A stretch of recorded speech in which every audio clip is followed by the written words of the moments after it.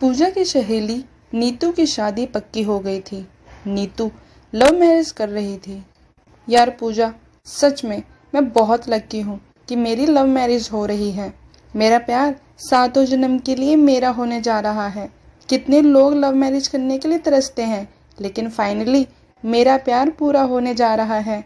और love marriage इसलिए भी सही होती है क्योंकि इसमें दो लोग एक दूसरे को पहले से ही जानते हैं, एक दूसरे की बातों को समझते हैं, जज्बातों को समझते हैं और एक दूसरे की पसंद को समझते हैं। हम एक ऐसे इंसान के साथ जिंदगी आराम से बिता सकते हैं जिसे हम पहले से ही जानते हो।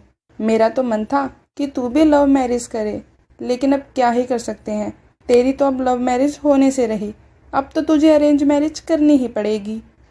हाँ नीतू, तू तो जानती ही है कि अमित ने मुझे धोखा दिया है। वह मेरे साथ साथ दूसरी लड़कियों से भी बात करता था, इसलिए मेरा मन प्यार से उठ गया।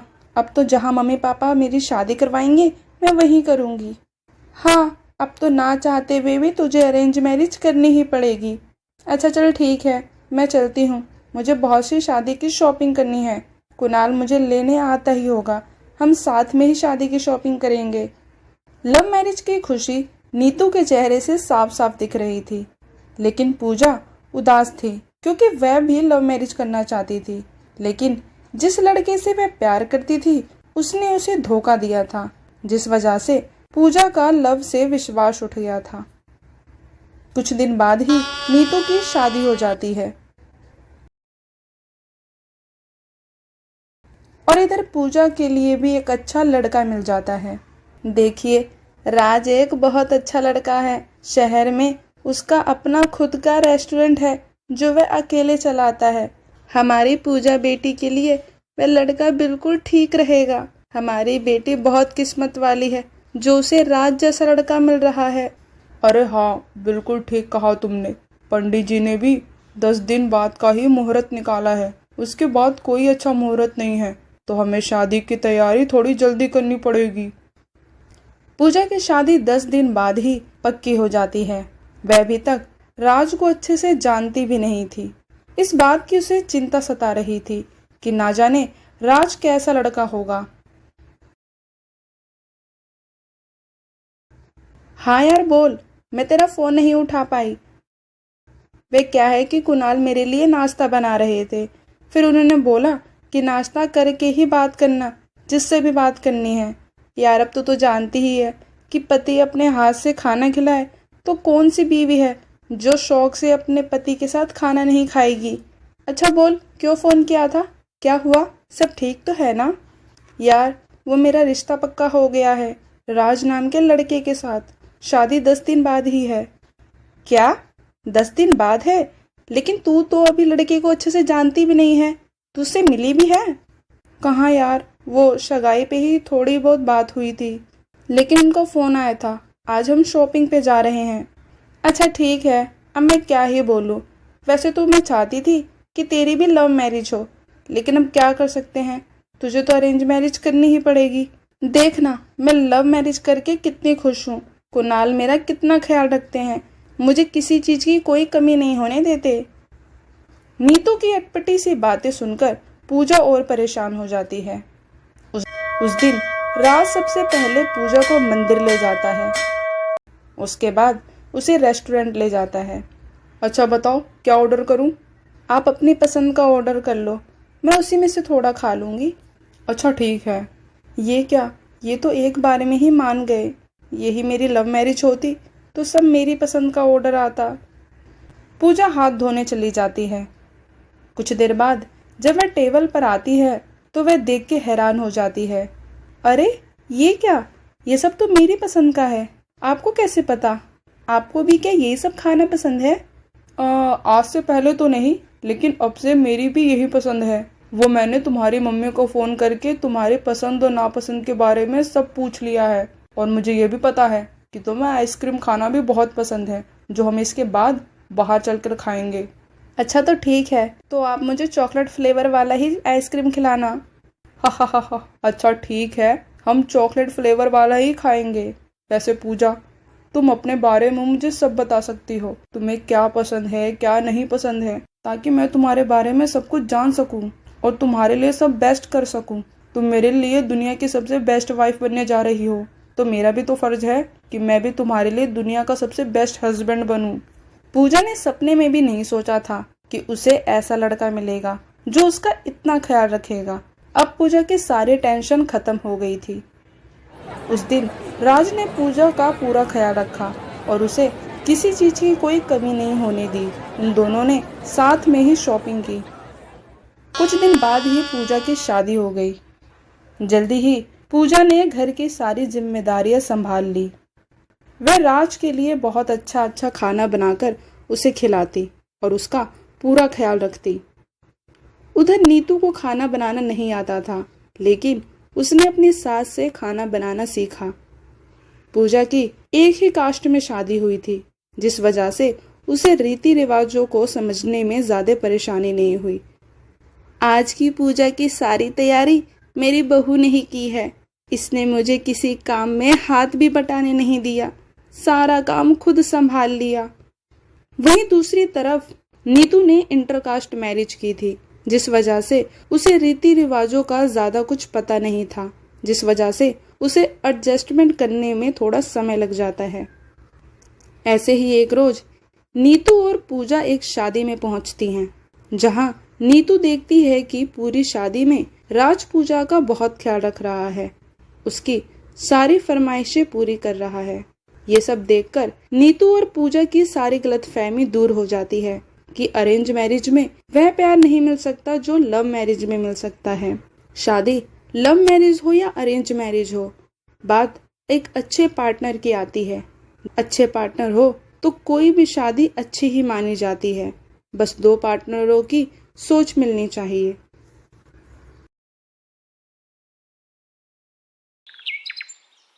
दिव्या एक बहुत अमीर घर से थी।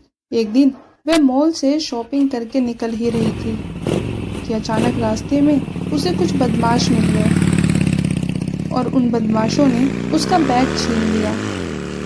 अरे चोर चोर, मेरा बैग लेके भाग रहा है। अरे कोई तो बचाओ मेरा bag, please somebody help me. वहीं खड़ा एक बाइक वाला सब देख रहा होता है। जब भी दिव्या उससे हेल्प मांगती है, भैया वो गुंडा मेरा बैग लेके भाग रहा है, प्लीज मेरी हेल्प कर दो। अरे भाई, मुझे नहीं पड़ना इन लफड़ों में। और वैसे भी मैडम, आप तो अमीर घर से दिखती हो, आप क्यों इस बैग के लिए मरी जा रही हो? कोई नया बैग खरीद लेना। इतना बोलकर बाइक वाला वहां से चले जाता है। जब भी श्याम अपनी साइकिल से उन गुंडों का पीछा करने लगता है और उन्हें पकड़कर बहुत उनकी पिटाई करता है और दिव्या का बैग लाकर उसे देता है। थैंक यू, आपका बहुत बहुत धन्यवाद। आज आप नहीं होते तो मेरा इतना एक्सपेंसिव बैग चोरी हो जाता। श्याम के मुंह से खून निकल रहा होता है। अरे आपके तो मुंह से खून निकल रहा है, मैं इसे साफ कर देती हूँ। दिव्या अपने रुमाल से श्याम का चेहरा साफ कर देती है। आपको तो गुंडों ने बहुत चोट पहुंचाई है, आप बोलो तो मैं आपको डॉक्टर के पास ले चलती हूँ। अरे नहीं, इसकी कोई ज़रूरत नहीं है, मैं ठीक हूँ। तो ठीक है, आपने मेरी इतनी मदद की है, इसके लिए आप मेरे साथ कॉफ़ी पीने तो चल सकते हैं ना? प्लीज़ मना मत करना। अच्छा ठीक है। फिर दोनों कैफ़े जाते हैं, जहाँ पहली नज़र में ही दिव्या को श्याम से प्यार हो जाता है। सो आपका नाम क्या है? My name is Divya and tell about you. My name is Shyam. अरे आपको तो इंग्लिश बोलनी और समझनी दोनों आती है। आपके कपड़े को देख के लगता नहीं है कि आपको इंग्लिश भी आती होगी। अरे मैडम, आपने तो वो सुना होगा ना, डोंट जज a book by its cover. हाँ, बिल्कुल सही कहा आपने। वैसे अभी आप करते क्या हैं? अभी तो फिलहाल मैं एक अच्छी नौकरी की तलाश में हूँ। जहाँ मैं पहले काम करता था वह कंपनी अब बंद हो गई है। अच्छा, वैसे आजकल के समय में अच्छी नौकरी मिलना तो भाई बहुत मुश्किल है। जब भी दिव्या की माँ का फोन आ जाता है। अरे मोम का फोन आ रहा है। हाँ मोम, बस निकल रही हूँ मैं, थोड़ी देर में घर पहुँचती हूँ।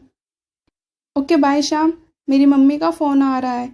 नाइस टू मीट यू, फिर कभी मिलते हैं। इतना कहकर दोनों अपने अपने रास्ते निकल जाते हैं। फिर कई हफ्तों बाद दोनों की मुलाकात एक पार्क में होती है, जहाँ श्याम दिव्या को बताता है कि उसकी एक अच्छी नौकरी लग गई है। धीरे धीरे बात बढ़ती है और आखिर हिम्मत करके दिव्या अपने प्यार का इजहार कर ही देती है। Shyam, I really love you. मैं तुमसे बहुत प्यार करती हूँ। I can't live without you. ये क्या बोल रही हो तुम दिव्या? ये पॉसिबल नहीं है। मैं जितना तुम्हें जानता हूँ, तुम एक बहुत अमीर घर की हो। हम दोनों का कोई मेल नहीं। प्लीज तुम समझो इसे। अब समझने की तुम्हारी बारी है श्याम। मैं तो कब की समझ चुकी हूँ और मुझे अब कुछ समझना भी नहीं है। ये मुमकिन नहीं है दिव्या। मेरे बुजुर्ग माँ बाप हैं, तुम उनके साथ एडजस्ट नहीं कर पाओगी। वे मेरे ही सहारे हैं। मैं कर लूंगी श्याम, प्लीज। इतना कहकर श्याम वहां से उठ खड़ा होता है और जाने लगता है। जब भी दिव्या उसके पैरों में गिर जाती है और उसे शादी के लिए जिद करने लगती है। प्लीज श्याम, अगर तुम मुझे आज छोड़ कर गए और तुमने मुझसे शादी नहीं करी तो मैं जहर खा लूंगी। मैं लास्ट बार कह रही हूँ। ये क्या बोल रही हो तुम दिव्या? तुम्हारा दिमाग तो नहीं खराब हो गया? आखिर में श्याम भी शादी के लिए तैयार हो जाता है। दोनों की शादी राजी खुशी हो जाती है। दिव्या अपने साथ बहुत सा सामान लेकर आई थी। एसी, टीवी, सोफा, फ्रिज और बहुत सा सामान। ड्राइवर, ये सारा सामान मेरे रूम में शिफ्ट कर दो। बेटी, ये सारा सामान तुम्हारे कमरे में नहीं आ पाएगा। अगर तुम बुरा ना मानो तो ये वॉशिंग मशीन और फ्रिज यहीं बाहर रख दो। अरे मम्मी जी, आपने कभी वॉशिंग मशीन देखी है? अरे दिव्या, ये कैसे बात कर रही हो तुम मेरी माँ से? अरे श्याम, मेरे कहने का मतलब ये था कि पापा और मम्मी जी ने तो ये सब सामान कभी यूज किया ही नहीं होगा। कहीं इन्होंने यूज किया और ये कहीं खराब हो गया तो? और माँ जी, ये फालतू में बाहर रहेगा तो चूहों के काटने का भी डर है, इसलिए मैं इसे अपने रूम में रखवा देती हूँ। जिसके बाद दिव्या सारा सामान अपने रूम में सेट करवा देती है। आहा, कितना सुकून मिल रहा है यहाँ एसी के नीचे। बाहर तो मैं गर्मी में मरी ही जा रही थी। जब भी वहां श्याम आ जाता है। अरे आओ ना श्याम, यहाँ बैठो। देखो एसी के नीचे कितना सुकून मिल रहा है। अरे नहीं दिव्या, तुम बैठो यहाँ। माँ बाबूजी के पास जा रहा हूँ मैं। वे बाहर गर्मी में परेशान हो रहे होंगे। थोड़ी देर उनके पास रुक कर आता हूँ। इतना बोलकर श्याम वहां से चले जाता है। जब भी दिव्या की माँ का फोन आ जाता है। हाँ नमस्ते मोम। हाँ बेटी नमस्ते, कैसी है? ठीक है ना? हाँ मोम, मैं बिल्कुल ठीक हूँ। और सारा सामान सेट कर लिया ना? देखियो कहीं तेरी सास तेरे सामान पर नजर न डाले। अरे हाँ माँ, मैंने अपना सारा सामान अपने कमरे में सेट कर लिया है। और उनकी इतनी कहाँ मजाल जो वो मेरे सामान पे नजर डाले। मैं उनकी नजर ना निकाल लूँ? अच्छा ठीक है माँ, मैं बाद में बात करती हूँ, मुझे कुछ काम याद आ गया। इतना बोलकर दिव्या फोन रख देती है। अगली सुबह। बहू, आज तेरी पहली रसोई है। तुझे जो खाने में पसंद हो वो तू बना ले। वट डू यू मीन कि मैं खाना बनाऊं? सासू माँ, मैं पहले ही कह दे रही हूँ कि मुझे खाना नहीं बनाने आता। मेरे घर तो सब नौकर ही काम करते हैं। और रही खाने की बात, तो आप अपने हिसाब से जो बनाना है बना लो। इतना बोलकर दिव्या अपने रूम में चली जाती है। इधर बेचारी सुमन इतनी गर्मी में चूल्हे पे दिव्या के लिए खाना बनाती है और खाना बन जाने के बाद उसके रूम में ले जाती है।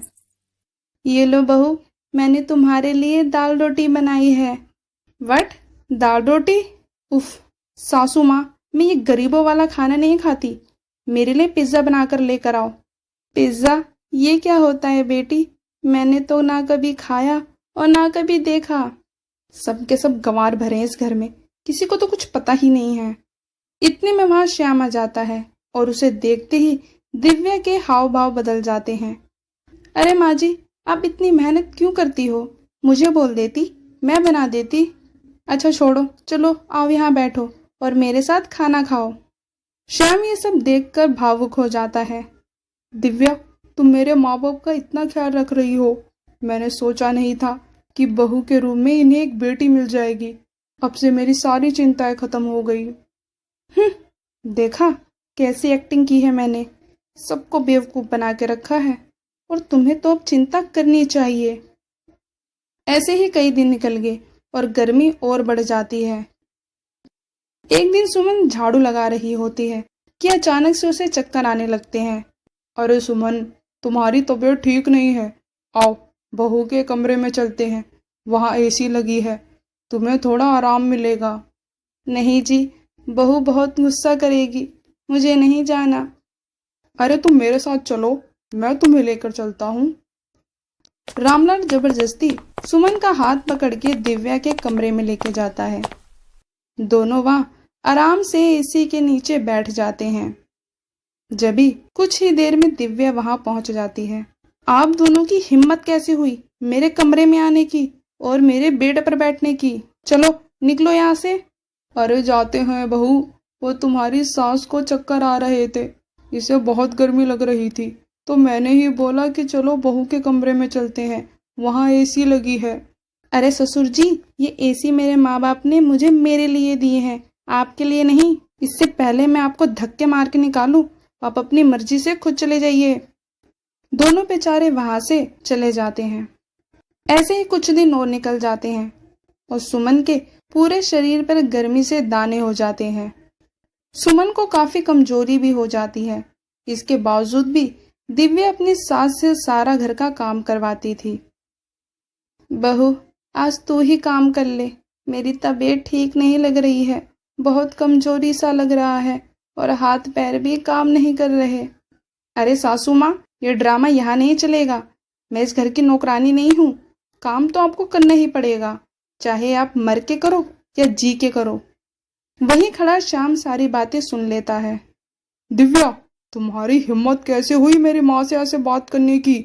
मैंने तो समझा था कि बहू के रूप में उन्हें बेटी मिल गई है, लेकिन तुम तो नागिन निकली जो मेरे माँ बाप को इतने दिन से डस रही थी। इससे पहले मैं पुलिस को फोन करूं, निकल जाओ मेरे घर से। दिव्या की आंखों में आंसू था और वह अपने कर्मों पे बहुत शर्मिंदा महसूस कर रही थी। मुझे माफ कर दो श्याम, आई प्रॉमिस, आज से मैं तुम्हारे माँ बाप का पूरा ख्याल रखूंगी, इन्हें अपने माँ बाप समझूंगी। मैं अपने माँ बाप के पैसों पर इतना घमंड कर रही थी, मुझे माफ कर दो, मुझे माफ कर दो श्याम। दिव्या, जो तुमने ये हरकतें की हैं, इसके लिए कोई माफी नहीं है।